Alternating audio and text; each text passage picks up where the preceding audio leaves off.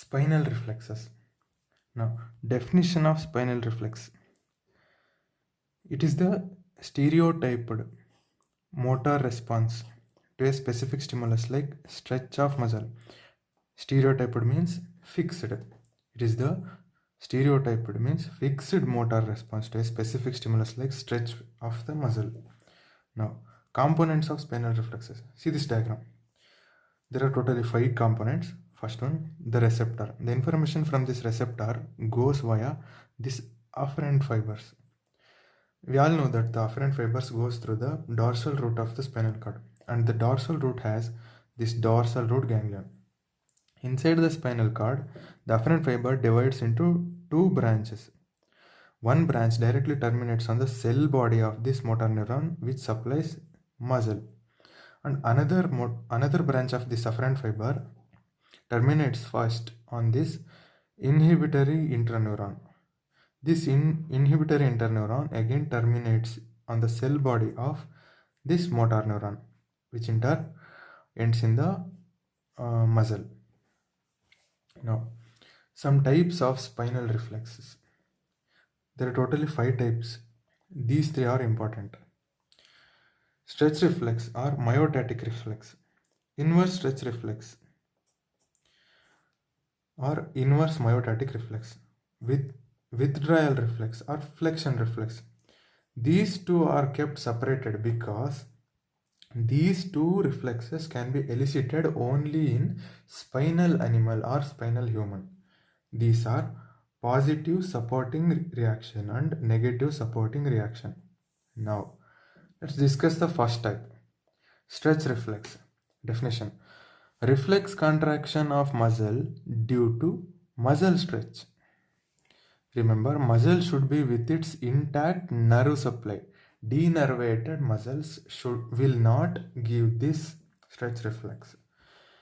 Now, one stimulus of stretch reflex is the stretch. Again, the response of this reflex is contraction of muscle fibers. Stimulus is stretch, response is contraction. Now, types of stretch reflexes. There are 2 types: phasic stretch reflex, tonic stretch reflex. Now, first one, phasic stretch reflex. We will discuss this phasic stretch reflex under 4 points. 1. Stimulus, reflex arc, function, and clinical significance. Now, stimulus. Stimulus is the sudden stretch, not ordinary stretch, it is the sudden stretch. Now, reflex arc. A reflex arc is nothing but the nerve pathway of a particular spinal reflex action. Okay. For reflex arc, observe this diagram. Point 1. The receptor is the muscle spindle inside this muscle. This is the muscle spindle. This is the receptor. This is the afferent fiber, and the type of this afferent fiber is type 1A fiber. Again, this is the dorsal root ganglion. Now, observe here. Inside the spinal cord, this afferent neuron has 2 branches. First branch terminates directly on the cell body of this motor neuron, called motor neuron to protagonist muscle. This is the same muscle. The sensory stimulus is originated from this muscle, and the motor is ended in this same muscle. Okay. Protagonist muscle means the muscle group which acts together. Observe this diagram. This is another branch of this afferent fiber. This will end on the inhibitory interneuron. This is the inhibitory interneuron, and this inhibitory interneuron ends on this motor neuron, which terminates on the antagonistic muscle. Antagonistic muscle means the muscle group which acts opposite to each other. Observe carefully this and this. Here, there is only one synapse. In this whole pathway, first branch, this whole pathway, there is only one synapse. Therefore, this pathway is called monosynaptic pathway. This is the monosynaptic termination. Observe this one.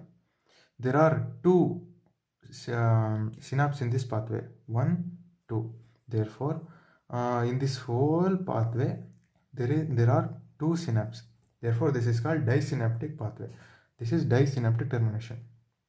Now, function of stretch reflex. What is the function? There are two. One, tendon reflex. Two, immediate correction of spinal motor neuron. Immediate correction means the phasic stretch reflex acts fastly and it is for a short moment. That is why the motor neuron output are corrected immediately. Two functions. Now, clinical significance. One, tendon reflex reflects general excitability of motor neuron. Okay, general excitability can be examined with the help of tendon reflex. In pathological condition, tendon reflex is either exaggerated or depressed. Cause for the exaggerated tendon reflex is increased gamma motor neuron discharge. Again, the cause for the depressed tendon reflex is decreased gamma motor neuron discharge. For example, for this clinical significance, in upper motor neuron lesion, the inhibitory fiber which inhibits this gamma motor neuron is damaged.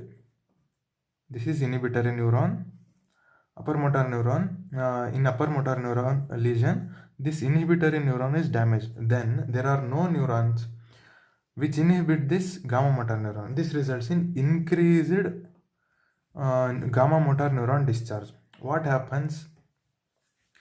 Hyper reactivity and